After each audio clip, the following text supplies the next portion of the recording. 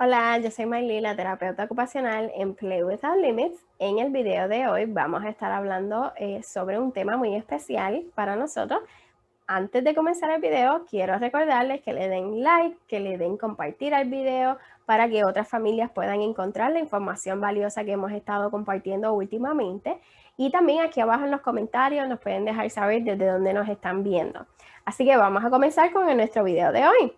Durante estos últimos meses hemos estado hablando sobre el procesamiento sensorial. Ya sabemos que se podrían clasificar en 3 categorías diferentes. Y como siempre, para esas personas que nos están viendo por primera vez y que no conocen sobre el tema, vamos a hacer un resumen bien breve. El procesamiento sensorial se refiere a cómo nuestro cerebro y nuestro cuerpo van a trabajar en conjunto para poder entender y responder a toda la información que se recibe desde adentro o desde afuera de nuestro cuerpo a través de nuestros sentidos.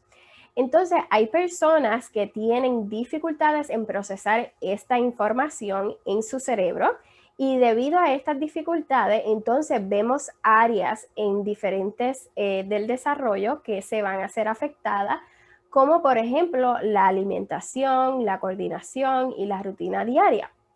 Cuando los niños tienen dificultades con la discriminación sensorial, que lo hemos hablado anteriormente, a ellos se les hace difícil interpretar las cualidades de este estímulo. Si quieren más información, verifiquen el video anterior que ahí explicamos específicamente qué es la discriminación sensorial. En el video de hoy vamos a hablar específicamente sobre esas señales de alerta que nos pueden dejar saber cuando una persona tiene dificultades en la discriminación sensorial, específicamente en el sentido vestibular y en el propioceptivo.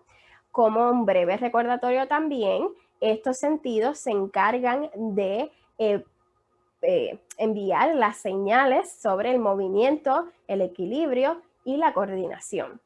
Cuando un niño está teniendo problemas con el sistema vestibular, él o ella no va a saber distinguir hacia dónde se está cayendo, se le va a hacer difícil protegerse porque no sabe hacia dónde va, se le hace difícil distinguir cuándo y cómo se están moviendo sus manos, su pie y todo el cuerpo en general.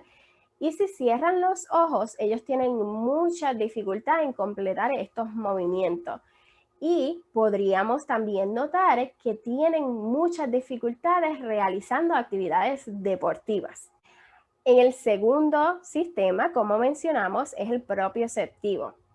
Si la persona está teniendo dificultades en la discriminación sensorial con el sistema propioceptivo, como recuerden, este sistema nos habla sobre el movimiento corporal y recibimos las señales a través de los músculos y nuestras articulaciones. Así que cuando un niño tiene dificultades con este sistema, él o ella va a tener dificultad en usar la cantidad adecuada de fuerza, por ejemplo, al escribir o cuando tiran una bola o al vestirse o al picar la comida mientras ellos comen.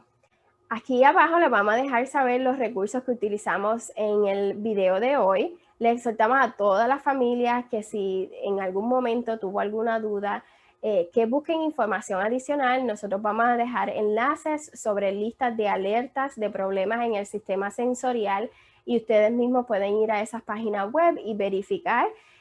Les exhorto también que su hijo sí tiene problemas en las dificultades sensoriales, que busquen ayuda de un terapeuta ocupacional para que entonces ellos le puedan ayudar a entender estas dificultades que está teniendo su niño. Como siempre, aquí le comparto nuestra información de contacto. Con mucho gusto le podemos contestar sus preguntas. Nuestra página web es pwltherapy.com. Contamos con una sección en español para nuestras familias hispanas y nos pueden seguir también en Facebook PWL Terapia. Hasta la próxima.